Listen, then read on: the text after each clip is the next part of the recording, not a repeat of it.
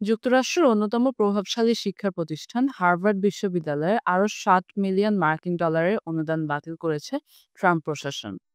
বিশ্ববিদ্যালয়টিতে নাগরিক অধিকার রক্ষায় এই পদক্ষেপ নেওয়া হয়েছে বলেও জানানো হয়েছে। মঙ্গলবার 20 মে এক প্রতিবেদনে এই তথ্য জানিয়েছে বার্তা সংস্থা আনাদোলু।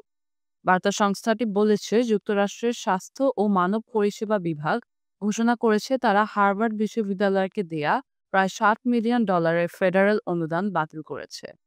স্থানীয় সময় সোমবার এক বিবৃতিতে এই সিদ্ধান্ত জানানো হয়। এইচএইচএস এর পক্ষ থেকে বলা হয়েছে, উচ্চশিক্ষা প্রতিষ্ঠানে নাগরিক অধিকার রক্ষায় আমরা দৃঢ় পদক্ষেপ নিচ্ছি।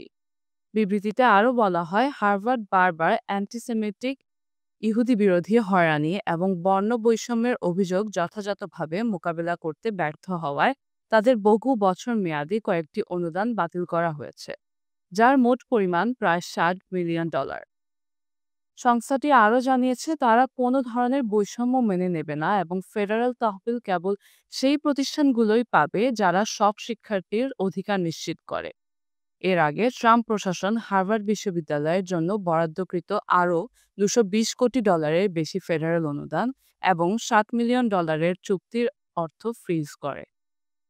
প্রশাসনের দাবি, বিশ্ববিদ্যালয়গুলোতে ফিলিস্তিনপন্থী বিক্ষোভ এবং ডাইভার্সিটি, ইকুইটি ও ইনক্লুশন কর্মসূচির কারণে এই ব্যবস্থা নেওয়া হচ্ছে।